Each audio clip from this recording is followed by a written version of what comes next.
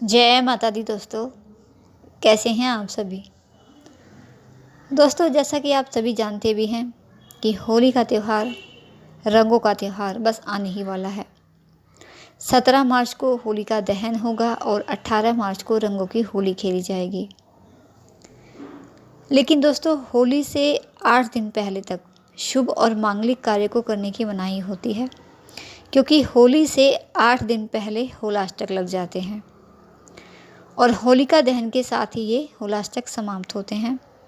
तो इस बार 10 मार्च गुरुवार से होलाष्टक प्रारंभ हो रहे हैं और 17 मार्च को होलिका दहन होगा और 16 मार्च को ही होलाष्टक समाप्त हो जाएंगे। तो ऐसी मान्यता है कि होलाष्टक में किए गए कार्यों का पूर्ण शुभ फल प्राप्त नहीं होता, तो इसलिए होलाष्टक के दौरान कोई भी शुभ कार्य नहीं करने चाहिए, मांगलिक कार्य नहीं करने चाहिए। लेकिन देवी देवताओं की आराधना के लिए ये 8 दिन बहुत ही शुभ माने गए हैं। तो हिंदू पंचांग के अनुसार फाल्गुन शुक्ल पक्ष की अष्टमी से फाल्गुन शुक्ल पक्ष की पूर्णिमा तक की अवधि को होलाष्टक कहा जाता है और फाल्गुन शुक्ल पक्ष की अष्टमी ये 10 मार्च गुरुवार को है। यानी 10 मार्च से होलाष्टक प्रारंभ होंगे और 17 मार्च तक रहेंगे पूर्णिमा तिथि तक। तो क्योंकि होलाष्टक के दौरान हमारे सभी नवग्रह बहुत ही उग्र हो जाते हैं, उनका स्वभाव उग्र हो जाता है, तो क्योंकि ग्रहों की स्थिति अच्छी नहीं मानी जाती इस समय, इसीलिए शुभ कार्य को करने की मनाही होती है। और अगर कोई भी व्यक्ति इन 8 दिनों में कोई भी शुभ कार्य कर लेता है तो उनका शुभ फल नहीं मिलता, यानी स्वास्थ्य या अन्य कई तरह की परेशानियां जीवन में झेलनी पड़ती हैं। तो इसलिए होलाष्टक के समय को शुभ नहीं माना जाता है। हालांकि इस समय ग्रहों की स्थिति अगर बात करें तो मकर और कुंभ दोनों ही राशियों में इस समय त्रिग्रह योग बन रहा है। मकर राशि में शुक्र, मंगल और शनि हैं और कुंभ राशि में बुध, सूर्य और गुरु की युति बनी हुई है। मकर और कुंभ ये दोनों ही शनि की राशि हैं और शनि के दोनों ही घरों में त्रिग्रह योग बन रहा है। लेकिन क्योंकि जैसे ग्रहों के स्वभाव में इस दौरान बदलाव आता है, तो उसके कारण शुभ कार्य वर्जित होते हैं। इसलिए होलाष्टक के दौरान हमें कुछ सावधानियां भी बरतनी चाहिए। तो दोस्तों, हम इस वीडियो में वृश्चिक राशि के लिए बात करेंगे कि होलाष्टक के दिनों में वृश्चिक राशि के लोगों को क्या सावधानी बरतनी है, किस तरह से अपने कार्यों को करना है और क्या चीज़ें आपको नहीं करनी है इस दौरान, और साथ ही क्या उपाय आप करें। तो दोस्तों, जैसा कि मैंने बताया भी है पहले कि इस बार 10 मार्च से 17 मार्च तक होलाष्टक रहेंगे। तो इन 8 दिनों में मुंडन संस्कार, गृह प्रवेश, शादी विवाह जैसे तमाम शुभ कार्य को करने की मनाही होती है और इसके अलावा नए काम की शुरुआत, नया व्यापार, नए मकान की नींव या नया वाहन खरीदना जैसे कार्य भी इस दिनों में नहीं करने चाहिए। होलाष्टक के धार्मिक कारण के साथ साथ कुछ ज्योतिषीय कारण भी बताए गए हैं और जो कि वैज्ञानिक संबंध भी माने जाते हैं। अष्टमी को चंद्रमा, नवमी को सूर्य, दशमी तिथि को शनि ग्रह, एकादशी तिथि को शुक्र ग्रह, द्वादशी तिथि को गुरु बृहस्पति और त्रयोदशी तिथि को बुध ग्रह, चतुर्दशी तिथि को मंगल ग्रह और पूर्णिमा को क्रूर ग्रह राहु भी अत्यधिक उग्र स्वभाव के हो जाते हैं।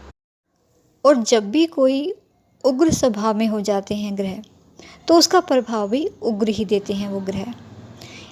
तो इसी वजह से मानव जीवन की निर्णय लेने की क्षमता भी इस समय कमज़ोर पड़ जाती है, क्योंकि ग्रहों की शुभ और अशुभ स्थिति का प्रभाव मानव जीवन पर भी शुभ और अशुभ ही पड़ता है। क्योंकि निर्णय क्षमता कमज़ोर रहती है तो गलत निर्णय भी लिए जाते हैं जो परेशानी का कारण बनते हैं। तो इस दौरान होने वाले नकारात्मक प्रभाव को कम करने के लिए, शुभ प्रभाव प्राप्त करने के लिए हमारे ज्योतिष शास्त्र में कुछ समाधान और उपाय भी बताए गए हैं। इन होलाष्टक के दिनों में, इन 8 दिनों में मन में उत्साह, उल्लास और वातावरण को सकारात्मक बनाने के लिए अपने जीवन में रंगों का प्रयोग ज़रूर करना चाहिए, क्योंकि रंगों का त्यौहार ही है होली। तो इसलिए रंगों की होली ज़रूर खेलें। कुछ जगह पर तो होली का ये उत्सव पूरे 8 दिनों तक मनाया जाता है। यहाँ तक कि भगवान श्री कृष्ण जी भी 8 दिनों तक अपनी गोपियों के साथ होली खेलते थे। होलाष्टक के दिनों में ज़्यादा से ज़्यादा ईश्वर आराधना करना, पूजा पाठ करना चाहिए, क्योंकि इन चीज़ों की कोई मनाही नहीं होती, बल्कि इन सभी चीज़ों के लिए तो ये 8 दिन बहुत ही शुभ माने जाते हैं। तो जितना हो सके ईश्वर में अपना ध्यान लगाएं, क्योंकि इस समय ग्रहों की स्थिति तो अच्छी बनी हुई है, लेकिन इन दिनों में ग्रहों का स्वभाव उग्र हो जाता है।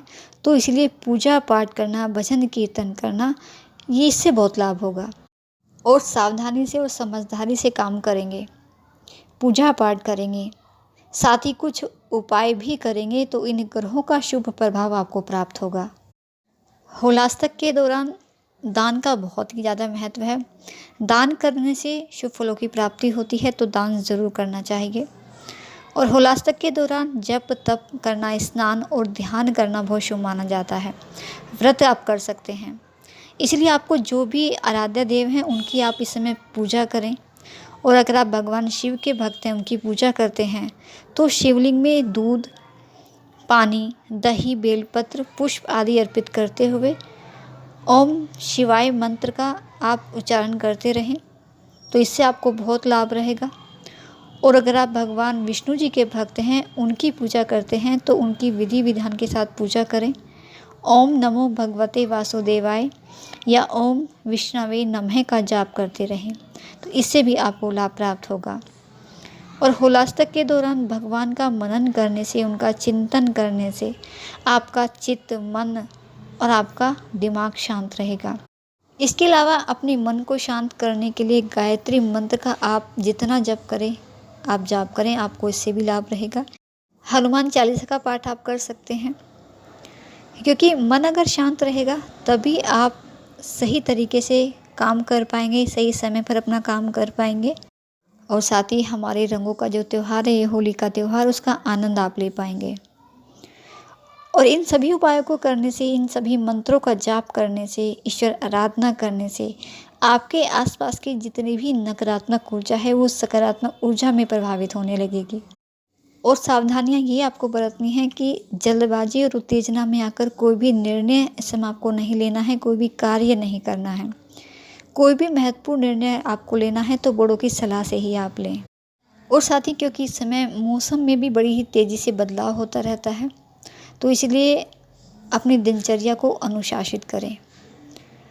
होलाष्टक में स्वच्छता का, अपने खान पान का उचित ध्यान रखना चाहिए।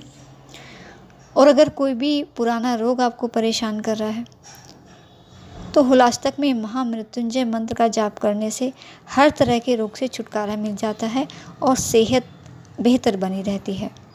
तो ये उपाय भी आप कर सकते हैं। तो ये छोटे छोटे और आसान से उपाय करने से, दान करने से जीवन के कष्टों से मुक्ति मिलती है। तो इसलिए इन दिनों में इन चीज़ों का विशेष ध्यान आप रखें, समझदारी और सावधानी से अपने कार्य को करें। तो दोस्तों, ये थी कुछ जानकारी आपके लिए। वीडियो अच्छा लगे तो वीडियो को लाइक करके ज़रूर जाइएगा। और ऐसी ही नई नई जानकारियों के लिए आप हमारे साथ और हमारे चैनल के साथ ज़रूर जुड़े रहें। चैनल को सब्सक्राइब करना ना भूलें, साथ ही बेल आइकन भी ज़रूर प्रेस कर दें, ताकि जो भी मेरी आने वाली नई वीडियोज़ हैं उनका नोटिफिकेशन आप तक पहुंच सके। तो दोस्तों, ये रंगों का त्यौहार, ये होली का त्यौहार आपके जीवन में भी हज़ारों खुशियों के रंग लेकर आए, इसी मंगल कामना के साथ। जय माता।